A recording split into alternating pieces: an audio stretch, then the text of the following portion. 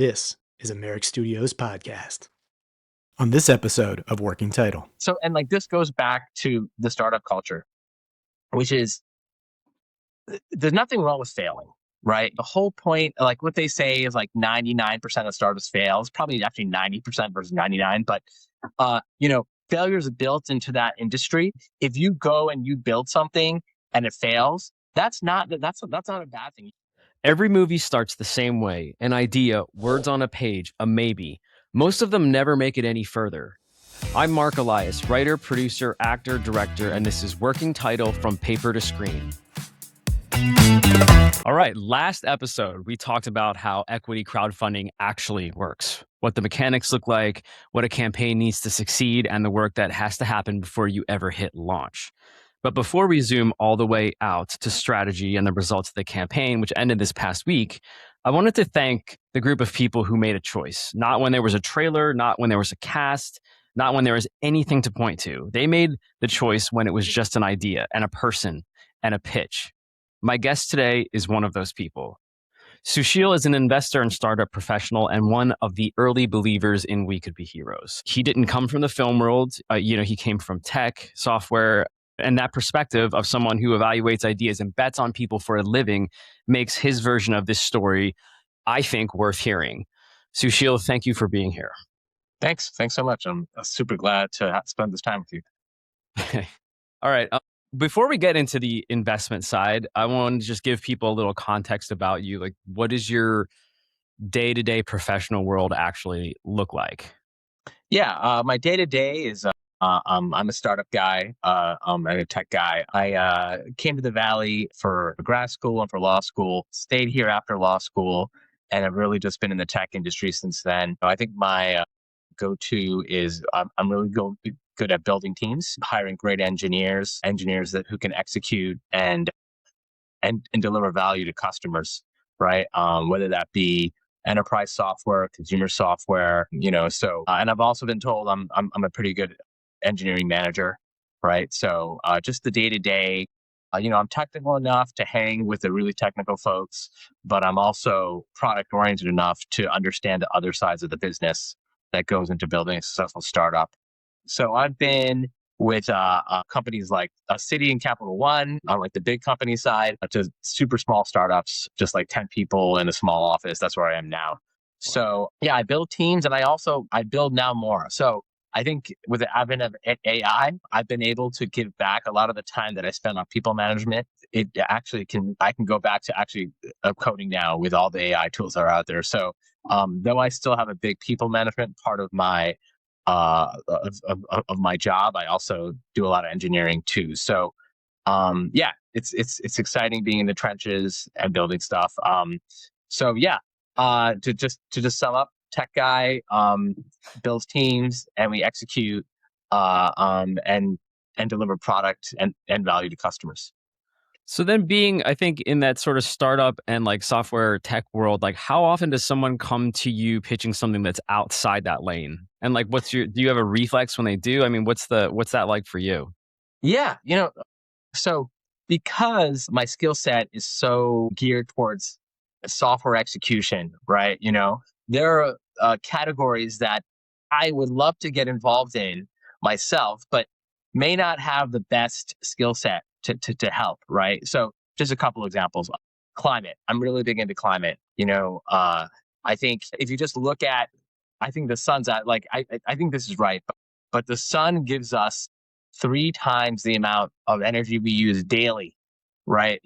As a society, right? And we don't capture that much of it. So the fact that we're digging up the earth, right? When we have the sun there, now obviously there are challenges with getting that power, right? We need panels, we need storage. But for me on the software side, I don't have a hardware background. I don't have too much of a science background. So that's something that is super important to me. So I've done some investments in climate, right? I could go work for them, but I'm probably not going to be like, there's a saying is you want to be revenue generating, right? In your job if you can, because if you're revenue generating, right, then you're probably going to have a better result as a human being.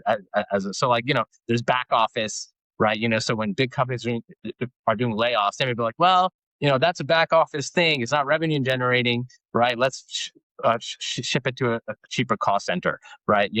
Whereas if you're revenue generating, like, oh, well, this guy's bringing in some money, so do we really want to switch, right? So anyway, that's why investing in climate companies is something I've done. Now, when it comes to this project, I'm a huge believer in stories. Right? I think the great I don't know if he's a philosopher or what, but his name is you all know a Harari. I always have trouble with the last name. He wrote a *Sapiens*, which is a great book, right? And one thing that he said, which blew my mind when I read it, now some I guess like 10 years ago, was what distinguishes us from other animals? So, I mean, it's like we're animals, right? So how are we different, right?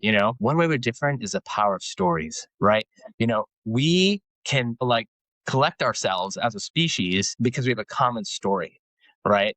Christianity, right? Take away whether Jesus was real or whatever, right? If he was really a god, let's take that away, right? And not debate that. The story of Christianity is amazing. It's come from 2,000 years, right? And that story still pervades today, right?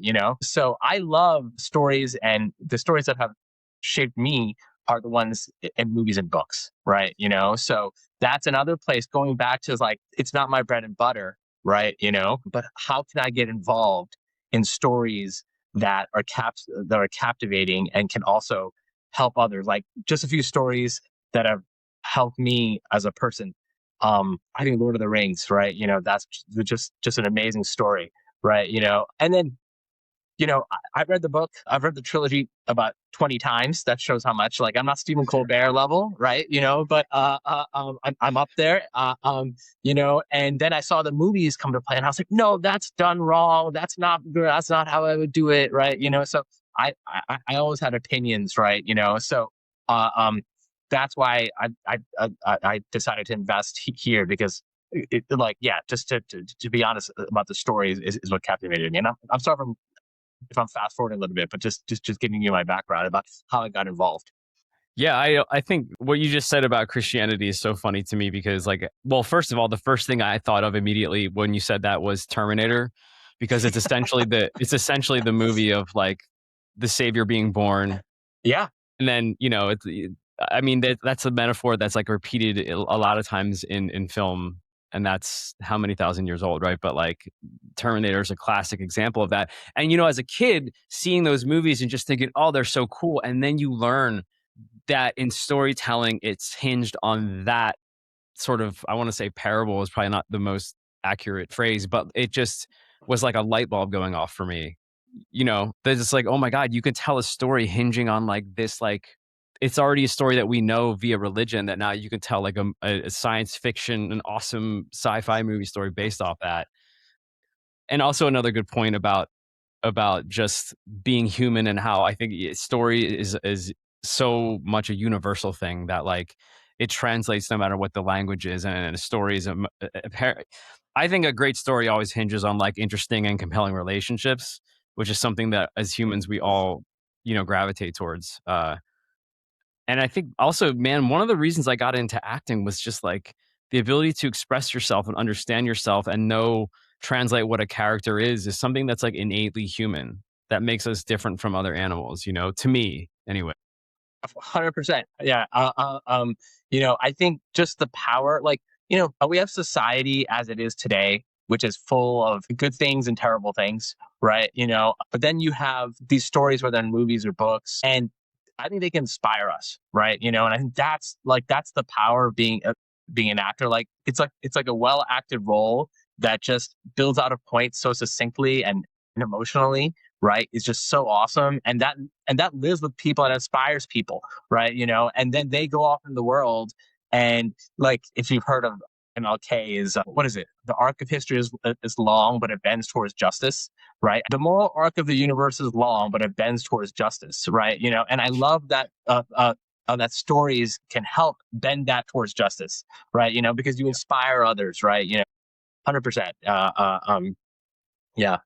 And it is definitely one of those things where this is the last point I'll make on this, but I think, like, there's people that there's big millionaires and movers and shakers, and they don't care about movies per se, right? But they understand the power of story, especially when I talk to people that were like marketing CEOs or they're, at some, they're in some way advertising, like they understand the power of what the story can do for people and how people connect with that.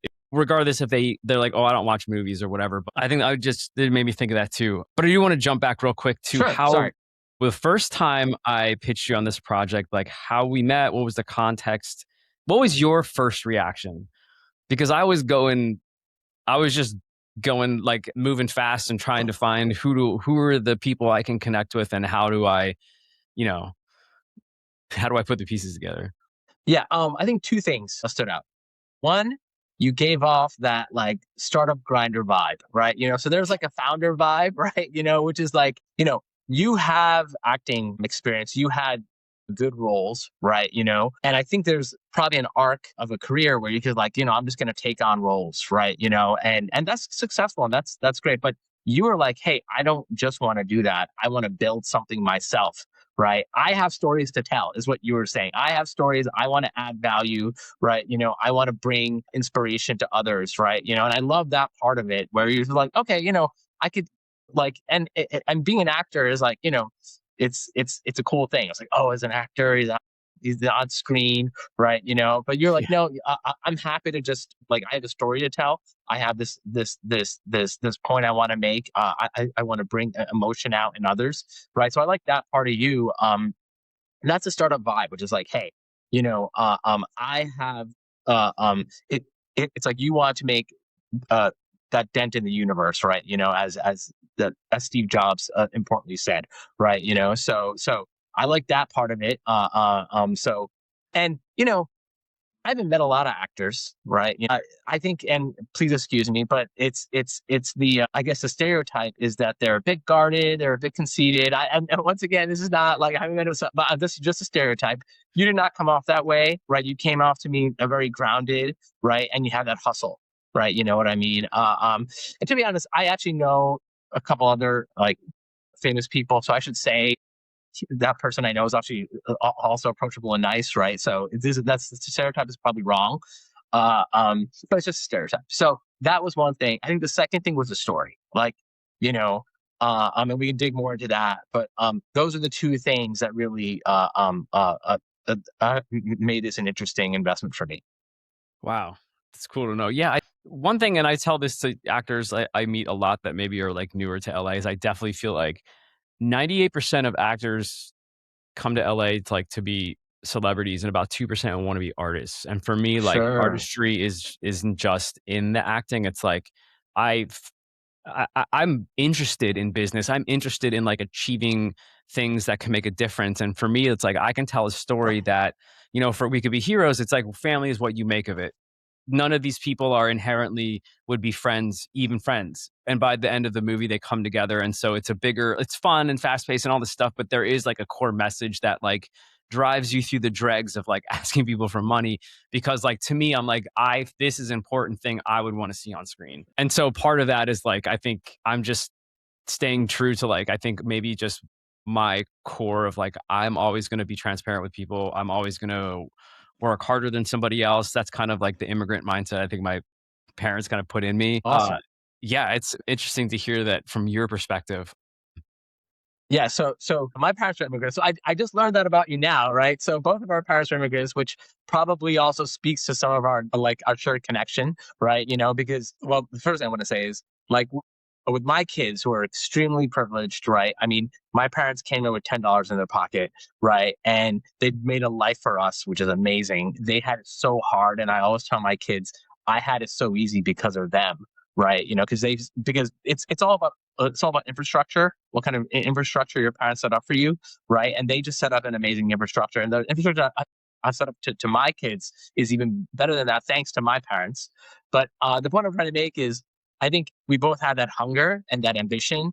And, you know, I tell my wife about our kids, and she's like, well, we should get them in this, we should get them in that. I said, the biggest thing with kids is do they have that fire? Do they have that ambition? Because if they don't, as much as you try to like instill that in them, you're gonna fail. So anyway, I do want to say back on the the artistry thing, super interesting. Like I'll go in and I'll watch a movie with an actor who I'm super interested in seeing, and then I'll see some decisions that are made in the script, and I'm just like, why did they do that? Just like it's just stupid, or like I think you could say that about like all the Star Wars sequels. Like, I mean, the stories were terrible, right? Yeah. And it just goes to show that as an actor, I think you can only go so far. I've read stories about some actors who said, yeah, I've tried to change the script and they kind of get shit on, right? Because I think the directors are really the ones who make those artistic decisions, right? So just going back to you, I think you probably have that hunger. You're like, hey, I love being given a role and giving my all and having and trying to have some emotion in the reception of my acting. But as a director, you can make those artistic decisions that you're pretty much just given as an actor. And please excuse me if I'm wrong. That's my conception. No, it is. It's film, and TV is film, especially as a director's medium, whereas the theater is like the actor's medium, or you go That's on right. stage and yeah. But it is also like it all kind of comes together for me in a way. Like, for example, I had made a short film that's called Boulevard of Unspoken Dreams. It lives on Vimeo now. Anyways, it's about the guy who plays Charlie Chaplin on Hollywood Boulevard, but he's in love Mm. with the girl who plays Marilyn Monroe, but she's dating the guy who plays Superman. And it's totally like a black and white Charlie Chaplin story thing. Couple years later, it turned out David Fincher was casting a movie he was going to direct called Mank, and it's this black and white. Anyway, that short film got to the casting director, and I get an audition and subsequently 2 more auditions to play Charlie Chaplin in that movie. And it's only because I self-generated this short film that I came up with, and I was like, this, and then that's what got me into then making features, which led me to today. Like, it's always, I think when I got 911 Lone Star, I kind of had a question about the role, and the showrunner I was talking to, and he was like, it's more like that character you did in your thing. And he had seen these YouTube videos that they called Good Cop, Bad Cop, where it was just like cops on a stakeout, and I'm the younger guy who's like has these ideas, and the older, the more grizzled veteran is like, man, it's just these like little sketches that we shot a bunch of, and they were on YouTube, and he had seen them and was like, that's like kind of the character you go for. So even when you're like self-generating stuff that like, it's through creating art that you make from nothing, it goes around, and it's like just creating good energy into the world, I feel like. Yeah, and it's actually similar in tech. Like these days, with if you're hiring someone, right, an engineer, for example, if they give you a portfolio of what they've done and put out to the world, like they're just going to get more credibility than someone who say, hey, I've studied this and that, right, but I haven't built anything, right? And especially now with AI, like it's really easy to build. So you're always going to prefer people. Like I once had an interview with an engineer, and I usually have a set of canned questions that I go through, but he was like, hey, I'm just going to show you what I built. And I was like, that's much better. Right, you know what I mean? Wow. Because it's like, hey, I can give you these canned questions, and I can try to like check all the boxes, but showing me what you built is always going to be, it's just more exciting, right? Because it gives a window into you, right, and the technical decisions that you made, right, versus me just trying to tease them out. So I think that's probably similar to what happened with that short film you made. It's you don't know. Yeah, just putting it out there is part of it, I think. And we'll be right back. Welcome to Merrick Studios, where stories take the mic and culture comes alive. We're not just a network, we're family, bringing you smart, soulful, unfiltered conversations. And this season, we're bringing the heat with our biggest lineup yet. Whatever you're into, music, sports, business, we got you covered. Merrick Studios, where the conversation starts and keeps going. Check out our full lineup, including Unglossy with Bun B, Jeffrey Sledge, and myself, Tom Frank. Now streaming at wearemerrickstudios.com. Master the art of lyricism with Pendulum Mink, the first school for rap. Learn elite techniques through immersive lessons, real-world exercises, and guidance from hip-hop icons. This is where MCs sharpen their skills and glow boldly on the mic. Ready to level up? Visit pendulummink.com and start your journey today. And now, back to the show. So then when I know you, so you have like kind of a framework for how you evaluate stuff, and when we take something on. When it came to this project, was there a logic that kind of clicked as far as your framework, or was it more of like a gut call for you? So, in investing, right, there's different stages, right? Mhm. There's something called, uh, uh, um, it's like a vision pitch, right? Which is someone can pitch someone and say, I have a vision of this, right? And that's actually how a lot of startups used to be funded, which was it was hard to build, it was expensive to build, right? So an entrepreneur would come and say, hey, this is my vision. I sincerely believe in it. I want to devote my life to it, right? I'm happy to spend the next 10 to 15 years on it. Give me money, right? And I'll go do it, right? Now that's the old style, and that can still happen. Like I think today, if you're a repeat entrepreneur, you can get by on a vision pitch, right? Today it's so easy to bet that if you just come to a VC and you say, like, Silicon Valley VC, and you say, hey, I have a vision, they're going to be like, hey man, why don't you go build it, right? Know me and get some metrics around the business, right? So Yeah. going back to you, it was definitely a vision pitch, but that's because it goes back to what I said is building a movie now, high production value is still, I think it requires some investment, right? So it was a vision pitch. Now, I think with AI and with other things, that's going to collapse, and that's some of the consternation that they have around AI, right? But I've seen what you've built, and that doesn't like AI things just it's not going to be this. It's not going to be as good. Even and I think we met a few years ago, right? So AI wasn't even there yet. So it was a Right. vision pitch. I love vision. I love the story. And I can talk about like I had some personal connection to the story too. So I think that's part of it there too. Was there an actual thing, like one thing that pushed you from like, oh, this is interesting to I'm in? Like what if you can remember that, like would there be like one thing in particular? So I think the insight that you had and is I think you had that insight around gaming culture, right? If you look at the amount of money, I think gaming is now, I think it dwarfs movies, right? Yeah. So much money is spent and time is spent by people in these gaming worlds. And I was a huge gamer growing up, right? It's actually how I got into computer science, right? Just a backhanded way. And I think that was I think you had that connection, and that's what attracted me, right? So yeah, it was that the script I think got right, that appeal to gaming culture and how much time investment and love there is for that gaming culture there. Yeah. That's amazing, man. And I just want to say, and is that plus I think what you kind of said before, which is like at the center there's the gaming culture, but then it's the human connections around it. Because that's one thing about gaming culture that can be kind of like if my kids are on the iPad too long, I'm like freaking out myself, right? Because they're like dug into it, right? Yeah. But this is the thing. If their friends come over and they're all gaming together, even it's still kind of scary, even if they're all on their different iPads, but they're talking, like that is different, right? You know what I mean? So I think that's another thing that the story, that super appeals to me. That what I'm trying to say is that gaming culture, that connection is enriched so much by the human relationships that are around there.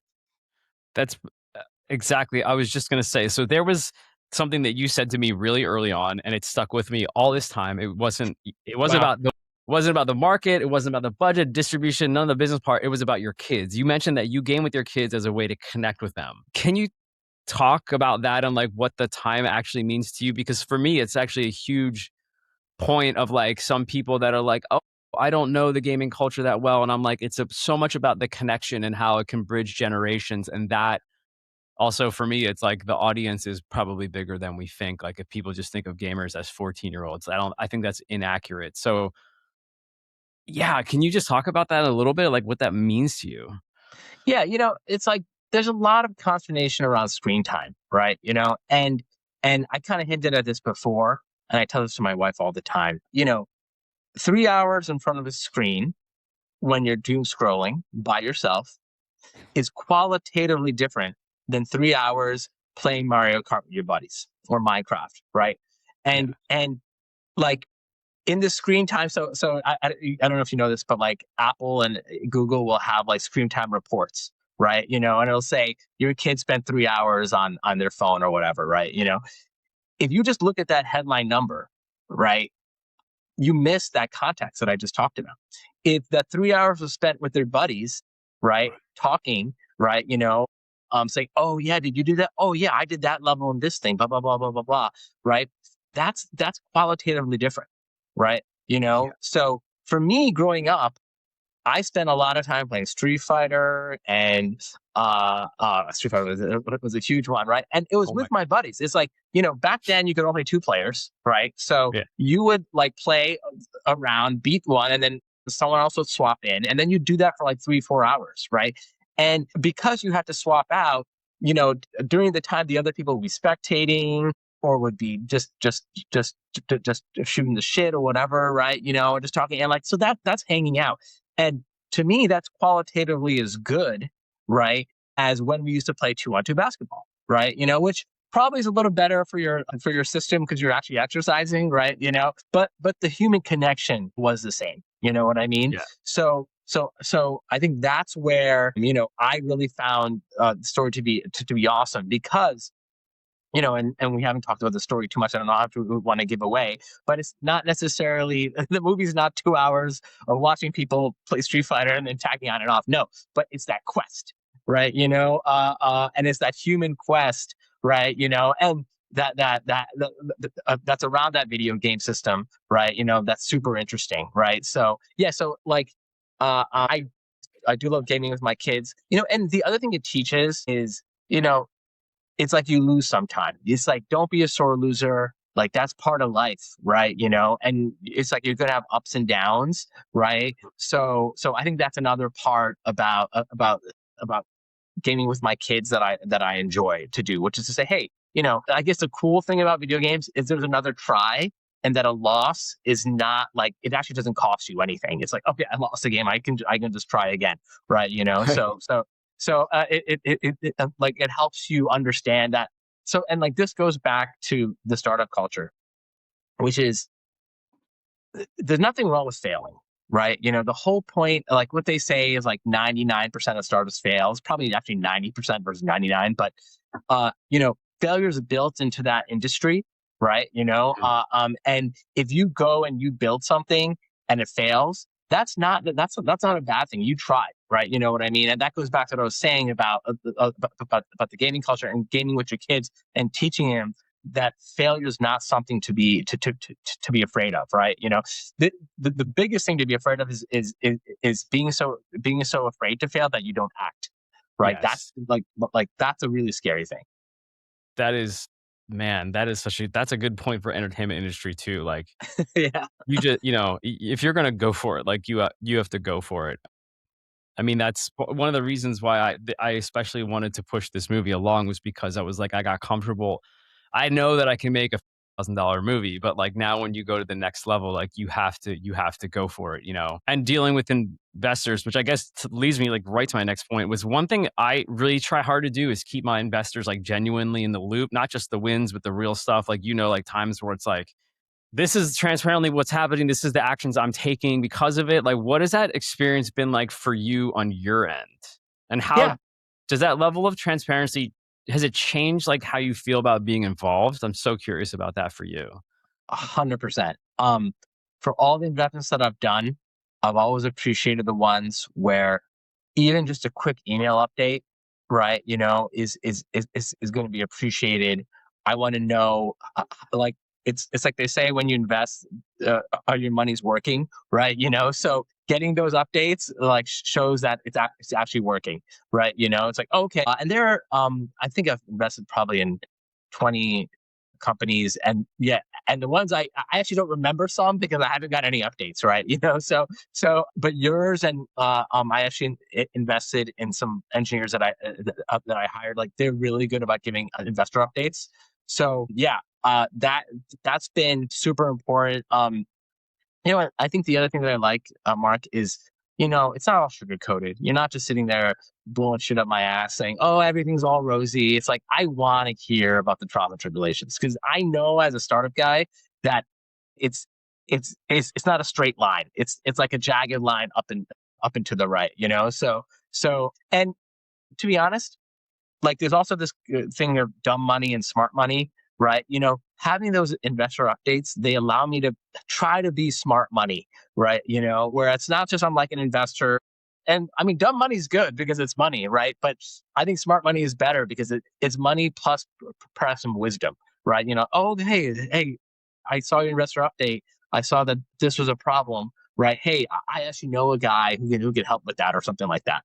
Yeah, and I've also this is like something that I've learned in this process that I kind of bookmark in the back of my brain is that when you are like up against a challenge and you haven't faced it before, you can sit there and like ruminate on it and let it sit in the back of your mind or you can go reach out to the people that are on board. Like I've reached out to you. I know I've talked to you before where it's like, Yeah. I don't know what to do about this. And it's never like, I think maybe in your mind, you're like ingrained to think that they're going to be like, you're an idiot. But every time it's been like, here's something I can do to help or offer advice or something where it's become like, I think most film producers, they just are like, just give me the money, whatever. They want like a big check. But for me, it's been like, I have developed real relationships. And then B, also, I'm like, I can go to you or somebody else and then not feel like it's like I can get actually valuable invested feedback that can help get to the next level that I would have thought before I might have been too afraid to reach out or say something, Yeah. Yeah. And like, I think the other thing, which is important is, you could take it or leave it, right? It's like at the end of the day, you're in control, right? And it's just advice, right? But as you say, it's great to hear that. And then you can take it or leave it as you want. But I think not communicating is just is stupid, right? Because you're basically leaving free advice on and potentially good advice on the table. Yeah. And then so for you, what does success look like for this project? Like not just maybe financially, but like what's the outcome that would make you think, you know what, this was worth it? Like for Okay. you personally. Okay. I don't think you're gonna like this answer. I don't care about the financial success. Like to me, I want you to be financially successful. I want to see that that's all good. I love the story, right? I want to see the story told, right? You know what I mean? I Yeah. want you to shoot I want you to give it a shot, do a great product. I'm proud of it. Like I've seen some stuff already. I'm super proud of it. I can't wait to the day. Like I wear that T-shirt you gave me all the time, right?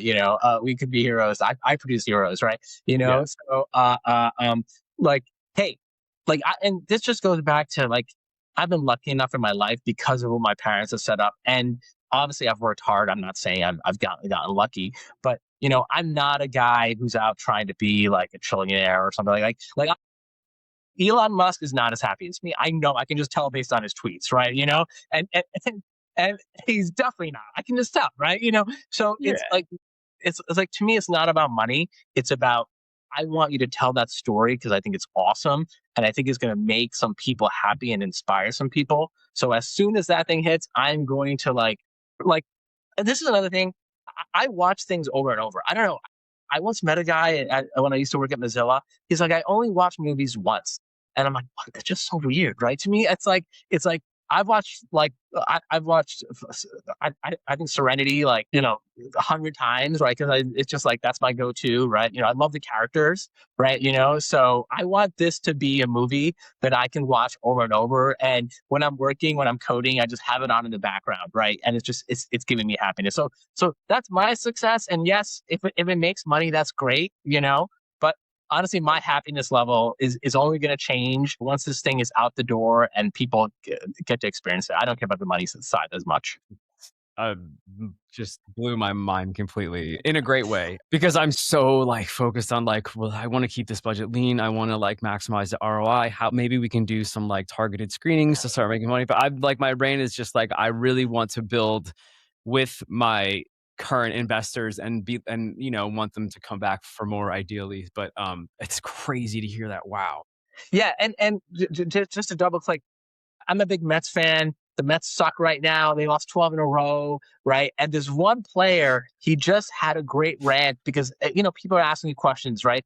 He's like, this like all this heat on us, you're just taking away our ability to just enjoy the game and be ball players, right? Yeah. So I understand why you have that stress and you want to make your investors happy, but and I tell this to my kids too, do something with passion, do it because you believe in it, right? And I think the money will work out because if you have passion, you're going to do a better job at something, right? And if you do that better job, people will find value, right? I understand as a founder, you want to make your investors happy, but I think the best way to do that is to execute on the vision with the passion that you have, and I think that's the most likely chance at having monetary success.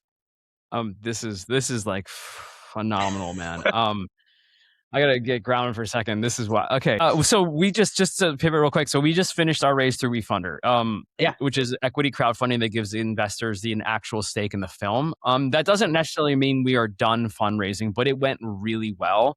Awesome. So if someone is listening to this, or they hear it, and reach out to me on LinkedIn. I think it's pretty obvious which one is mine because it has "We Could Be Heroes" all over the profile. Yeah. If they reach out to me on LinkedIn, that's ways that other people can come on board because we are chasing down a few other leads. And then if someone is watching this right now and they're where you were, they're intrigued but maybe unsure, like what would you tell them?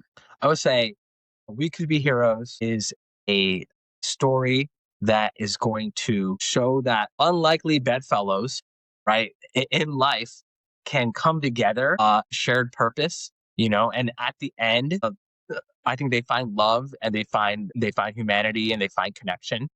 I think the gaming part of it is it's going to be fun for folks in that culture, right? But what I think it's going to remind them is that yes, I'm in this gaming world, but I don't want to forget about the human connection out there, right? Because that's what makes yes, you could be an internet personality and just have millions of followers and stuff like that, right? But I think in this world of AI, I think that human connection that we have with each other is that much better. So just going back to what I said about, I think you want to get that feeling of gaming with your friends, right? And I think that's the kind of thing that We Could Be Heroes can deliver to a huge audience. Amazing. I do definitely feel like you essentially have, for me, storytelling. I think as an example, like Breaking Bad was a huge successful show and it's got all this like suspense and drama and action. But what is really compelling and what I think people really watch it for was this unique relationship of Jesse Pinkman and Walter White. It's two completely different people. And so for this, I always feel like story really is rooted in characters and relationship. And this story is, the girl is like this hardcore gamer and her console is stolen. And that's a big deal for her in the world that she lives in. But it's her and the next door neighbor who's a terrible wannabe detective who have to track it down. And that relationship is what, for me, hinges the whole story. So it's cool to hear that from you. Yeah. And just off that, I want to say that the characters aren't like your usual, popular people. I kind of like that they're zany off the wall, right? That's who I was growing up, and all my friends were growing up, so I think that's another part that appeals to me is it's the whole freaks and geeks thing, right? Which is I don't know if people know what freaks and geeks are, but growing up, it was a TV show about the freaks and geeks in school, right? So I kind of like that angle too. Amazing. Great. Well, Susheel, thank you so much for being here. Honestly, thank you for being one of the first.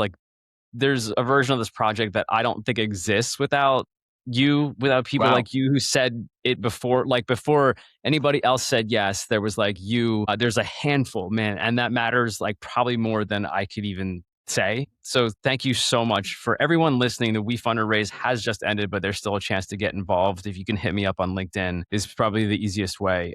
So whether you're ready to invest, ready to share it, or want to stay close to the story as it unfolds, now is the time to be in it. And the next episode, we are going into the campaign itself and what the process actually looked like and how it went and what's next. This is Mark Elias. This is Working Title. We will see you next time. Susheel, thank you again so much, man. It was amazing having you on. Yeah, absolutely. Thank you, Mark. And I can't wait to see the movie, and thanks, everyone. Great. Thanks. This is Working Title from Paper to Screen.